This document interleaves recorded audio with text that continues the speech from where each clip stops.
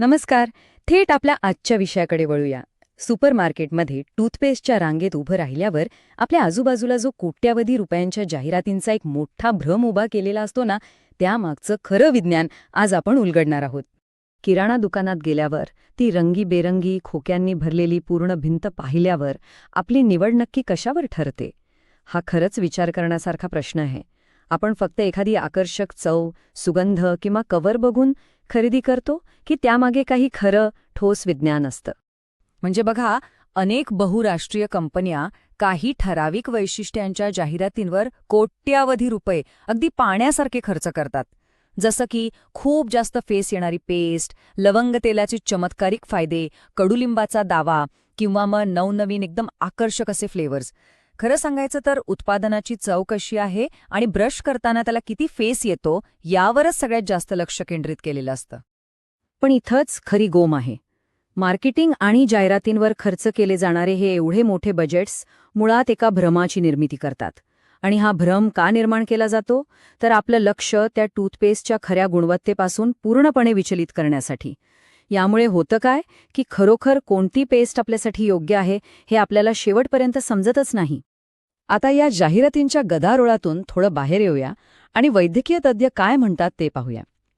प्रसिद्ध British dentist doctor Khalid Qasim यांचं हे विधान खरंच डोळे उघडणार आहे. त्यांच्या मते दातांच्या खऱ्या सुरक्षेचा कोणत्याही ब्रँड किंवा फ्लेवरशी अजिबात संबंध नसतो. त्यांनी अगदी स्पष्टपणे सांगितलंय की सर्वांनी नेहमीच फ्लोराईडयुक्त पेस्टचाच वापर केला पाहिजे, कारण खरी सफाई तिथेच दडलेली आहे. आणि हेच आपल्याला दाखवून देतं की हा एकुलता एक घटक किती महत्वाची भूमिका बजावतो. फ्लोराईड हा तो सक्रिय घटक आहे जो खऱ्या अर्थाने सगळी मेहनत घेतो. या एका फ्लोराईडमुळेच दातांच्या आतील आणि बाहेरील सर्व घाण खऱ्या अर्थाने साफ होते.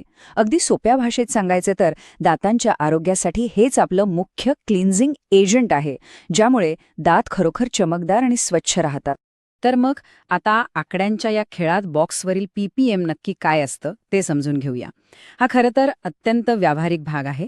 खऱ्या अर्थाने महत्त्वपूर्ण असलेलं हे फ्लोराईडचं प्रमाण, ज्याला आपण PPM म्हणतो, ते बॉक्सवर नक्की कसं वाचायचं ते आता पाहूया.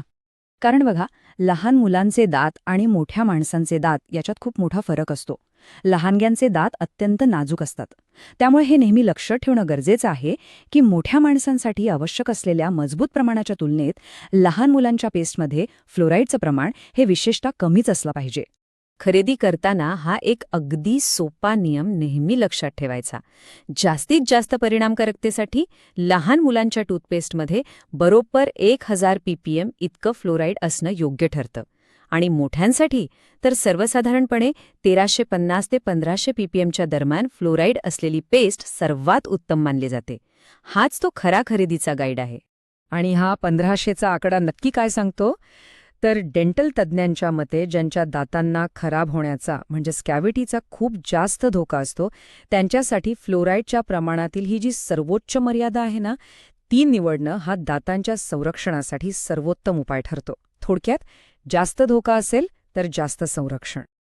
आता या धोकादायक पर्यायांकडे आणि पारंपरिक विरुद्ध सुरक्षित पद्धतींकडे थोडं लक्ष देऊया.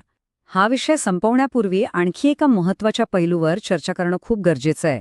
कारण आपल्याकडे काही अशा पारंपरिक सफाईच्या पद्धती आहेत ज्या फायद्यापेक्षा जास्त नुकसानच करतात. डॉक्टर खालिद यांनी यावर एक अतिशय स्पष्ट इशारा दिला आहे. ते म्हणतात की एकीकडे दर्जेदार टूथपेस्ट आपले दात अगदी सुरक्षितपणे साफ करते, पण दुसरीकडे जर आपण खडबडीत राख किंवा अशाच काही जुन्या पारंपरिक पदार्थांचा वापर केला तर दात स्वच्छ होण्याऐवजी अक्षरशः घासले जाऊन खराब होऊ शकतात. म्हणूनच एक चांगल्या गुणवत्तेची मऊ टूथपेस्ट वापरणं आपल्यासाठी पूर्णपणे अनिवार्य आहे. तर ह्या सगळ्या वैज्ञानिक माहितीचा सगळ्यात मुख्य निष्कर्ष अतिशय सोपा आहे. ते आकर्षक जडीबुटींचे दावे आणि नवनवीन फ्लेवर्सच्या भडक जाहिरातींकडे आता पूर्णपणे दुर्लक्ष करायला हवं. त्याऐवजी तो पेस्टचा बॉक्स फक्त मागे फिरवायचा आणि त्यावर छापलेले ते अत्यंत आवश्यक असलेले वैज्ञानिक आकडे नक्की तपासायचे. फ्लेवर नाही, लेबल तपासायचं. आजची ही रंजक माहिती संपवताना एका अतिशय महत्त्वाच्या प्रश्नासोबत आपण थांबूया. आत्ता ह्या क्षणी आपल्या स्वतःच्या बाथरूमच्या कॅबिनेटमध्ये नक्की किती PPMची पेस्ट ठेवली आहे? आपण सगळे एखाद्या जाहिरातीच्या भ्रमाला बळी पडून ती पेस्ट घरी घेऊन आलोय की खरं डेंटल सायन्स तपासून? आज रात्री प्रत्येकाने आपली टूथपेस्ट नक्की तपासून पाहायला हवी. विचार करा आणि विज्ञानाची निवड करा.